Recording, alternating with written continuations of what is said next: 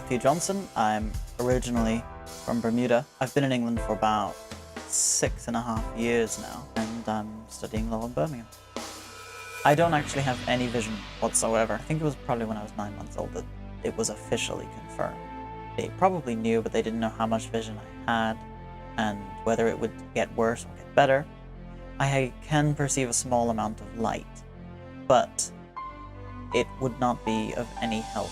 I grew up in Bermuda, so the facilities for visually impaired children and students were not at the levels that we see here in England. I was one of the first visually impaired students in Bermuda to be educated.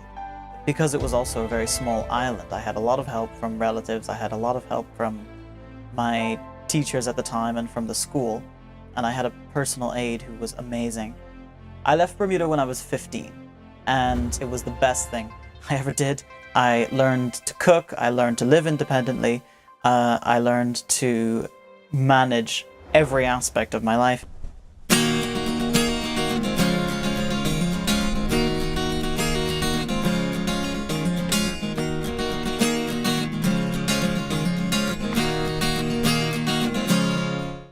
One thing that I've been trying to do, and other people back home have been trying to do, is raise the awareness of what visually impaired people can do and what we need to be able to do it. It's difficult, but by the same token, we have to get out there and press for it, because that's one thing that I think sometimes visually impaired people don't do as well as we should.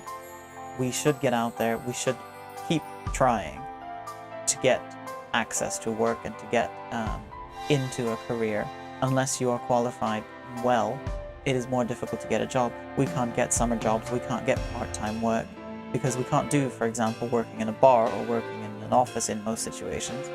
That's changing because there's much more technology in offices. For example, we can do secretarial work, part-time work, as most students tend to do. People with visual impairments can be educated and can have careers.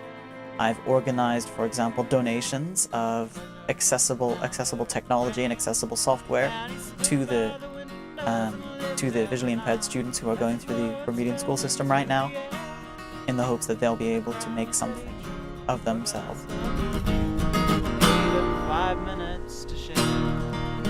If we are taught that we can be something, I believe that generally we will actually achieve that.